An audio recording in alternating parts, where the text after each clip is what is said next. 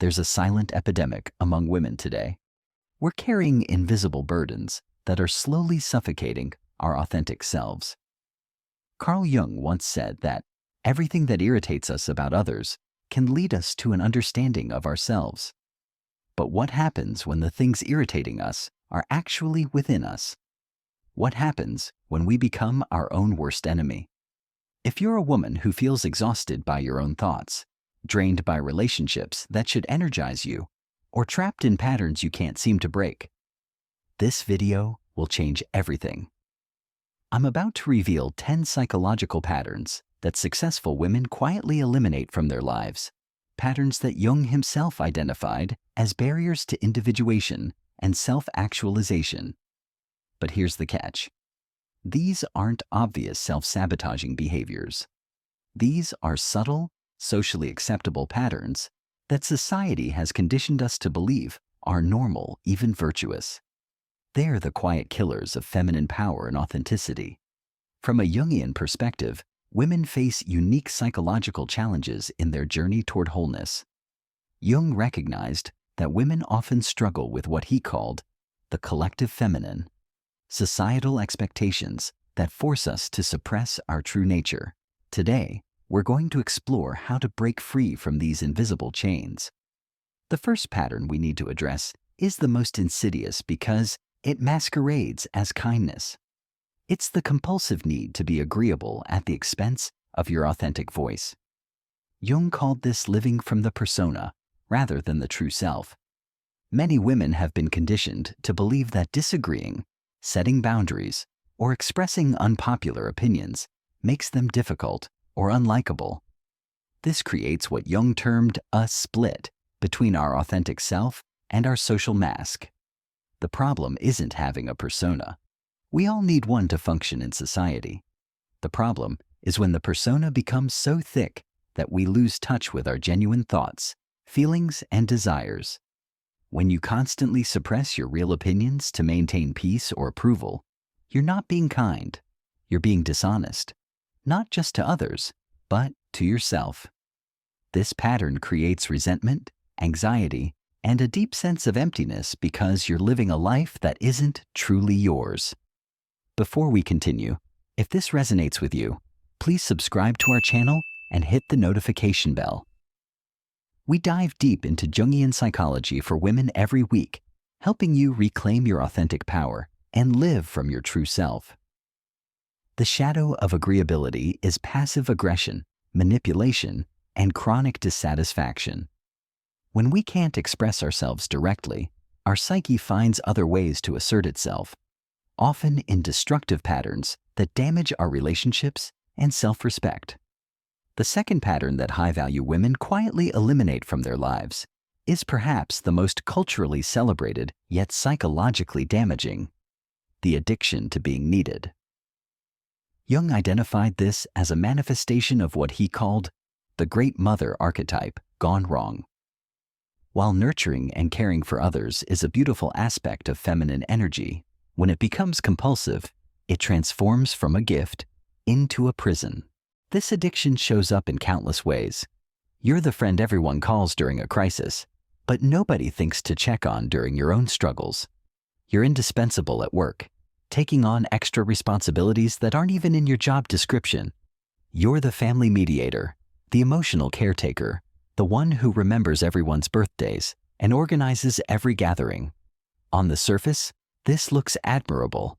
Society rewards women who sacrifice themselves for others. We're called selfless, caring, and strong.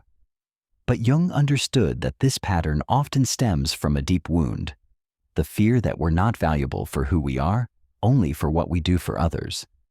When your sense of worth depends on being needed, you unconsciously create situations where people remain dependent on you. You solve problems that others should solve themselves. You give advice when someone just needs to be heard. You rescue people from consequences they need to experience for their own growth. This isn't love. It's control disguised as care. And it's exhausting because you're constantly running on empty, pouring from a cup that's never filled. The shadow side of this pattern is resentment and martyrdom.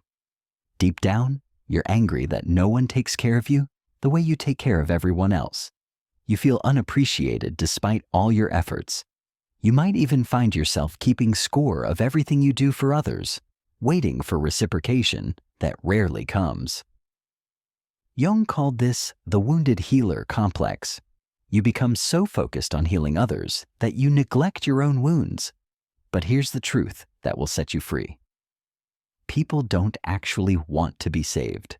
What they want is to be seen, heard, and trusted to find their own solutions. When you eliminate the need to be needed, something magical happens. You stop attracting broken people who want to be fixed. Instead, you attract whole, healthy individuals who want to share their completeness with yours. Your relationships become reciprocal rather than one-sided. This doesn't mean you become cold or uncaring. It means you learn to care from a place of choice rather than compulsion. You help others from abundance rather than emptiness. You give because you want to, not because your identity depends on it. The third thing we need to eliminate is closely related but even more subtle. The third pattern that evolved women quietly remove from their lives is the toxic belief that you're responsible for other people's emotions. This is what Jung would call a psychological infection. You've absorbed something that doesn't belong to you. From childhood, many women are taught to be emotional thermostats for their families. If mom is upset, it's somehow your fault or your job to fix it. If your partner is having a bad day, you must walk on eggshells to avoid making it worse. If your friend is struggling, you feel guilty for being happy in your own life. This conditioning creates what Jung called participation mystique, a psychological phenomenon where your emotional boundaries become so blurred that you can't distinguish between your feelings and someone else's. You literally absorb the emotional states of people around you, like a sponge. The result? You become an emotional contortionist, constantly adjusting your behavior, mood, and energy to manage other people's internal worlds. You dim your light when others are struggling. You suppress your joy when others are grieving. You sacrifice your peace to maintain someone else's comfort. But here's the psychological truth Jung discovered. When you take responsibility for someone else's emotions, you actually rob them of their power to process and heal. You're treating them like emotional invalids who can't handle their own inner world. This isn't compassion. It's unconscious disrespect. The fourth pattern is subtle but devastating. The compulsive need to over-explain your decisions, especially to people who haven't earned the right to your reasoning. Jung understood that women often struggle with what he called negative animus, an internalized critical voice that questions our every decision. This shows up as the exhausting habit of justifying our choices to people who didn't even ask for an explanation. You want to leave a party early? You create an elaborate story about why you need to go. You don't want to attend a social event? You provide a detailed medical report about your energy levels. You choose to spend money on something for yourself? You justify it with a complete financial breakdown of your budget. This pattern stems from the deep conditioning that women's choices are inherently questionable or selfish unless proven otherwise. We've internalized the message that our desires aren't valid unless they're rational, selfless, and approved by others. But every time you over-explain, you're unconsciously communicating that your decisions are up for debate. You're inviting others to question, judge, or try to change your mind. You're treating your own authority over your life as negotiable. The shadow of this pattern is that you become exhausted by your own choices. Instead of feeling empowered by your decisions, you feel drained because you've turned every personal choice into a public trial where you're both the defendant and the defense attorney. Psychologically healthy women learn to say things like, "That doesn't work for me. I've decided not to," or simply, "No, thank you," without adding a single word of justification. Your decisions don't need a defense attorney unless you're in an actual courtroom. The fifth toxic pattern that empowered women eliminate is the destructive habit of constant comparison with other women. Jung called this the shadow projection. Instead of facing our own insecurities, we project them onto other women and use them as measuring sticks for our worth. Social media has weaponized this ancient psychological wound. We scroll through carefully curated highlights of other women's lives and compare them to our behind-the-scenes reality. She seems more successful, more beautiful, more organized, more loved. The comparison game is rigged because you're comparing your internal struggles with someone else's external image. But here's what Jung understood about the psyche. When you're triggered by another woman's success, or beauty, or happiness, it's not really about her. It's about a part of yourself that you've disowned or rejected. That woman represents something you believe you can't have or be. The woman who triggers your jealousy is actually showing you your unlived potential. Instead of using her as evidence of your inadequacy, she can become a mirror reflecting your own possibilities. Jung called this reclaiming projections, taking back the power you've given away through comparison. Psychologically mature women understand that another woman's success doesn't diminish their own. There's not a limited supply of happiness, love, or achievement in the universe. When you eliminate the comparison trap, you stop seeing other women as competition and start seeing them as inspiration and allies. The sixth pattern is perhaps the most socially acceptable form of self-torture: perfectionism. Jung recognized this as what he called inflation of the persona, becoming so identified with being flawless that you lose touch with your humanity. Perfectionism isn't about having high standards. It's about the terror of being seen as flawed, human, or ordinary. It's the belief that your worth depends on flawless performance in every area of life. You must be the perfect mother, the perfect partner, the perfect professional, the perfect friend, all simultaneously. This creates what Jung called psychological splitting. You develop a perfect self that you show the world and a shadow self that contains all your messy, imperfect humanity. The energy required to maintain this split is enormous and ultimately unsustainable. Perfectionism is actually a form of narcissistic defense. It says, "I'm so special that normal human limitations don't apply to me." But the shadow of this grandiosity is crippling shame when you inevitably fall short of impossible standards. Women caught in perfectionism often procrastinate on important goals because if you never try, you never risk failing. You'd rather maintain the fantasy of potential perfection than risk the reality of imperfect action. This keeps you stuck in a prison of your own making. The antidote isn't lowering your standards. It's embracing what Jung called the wounded healer archetype in its healthy form. Your struggles, failures, and imperfections aren't bugs in your system. They're features that make you relatable, compassionate, and authentically powerful. When you eliminate perfectionism, you don't become mediocre. You become courageously authentic, and that's infinitely more attractive than artificial perfection. The seventh pattern that self-actualized women eliminate is the addiction to external validation. Jung called this living from the collective rather than from your individual truth. When your self-worth depends on other people's opinions, you become a psychological slave to their approval. This shows up in countless ways. You post something on social media and obsess over the likes and comments. You make career decisions based on what will impress others rather than what fulfills you. You dress, speak, and behave in ways designed to win approval rather than express your authentic self. The shadow of validation seeking is that you become a chameleon with no true colors. You adapt so much to what others want that you lose touch with who you actually are. Jung warned that this leads to what he called psychological possession. You become possessed by other people's expectations rather than animated by your own soul. Women who eliminate this pattern learn to validate themselves. They develop what Jung called the inner witness, an internal source of approval that doesn't depend on external circumstances. This doesn't mean you become arrogant or dismissive of feedback. It means you become discerning about whose opinions actually matter and why. The eighth toxic pattern is maintaining relationships that drain your energy and diminish your spirit.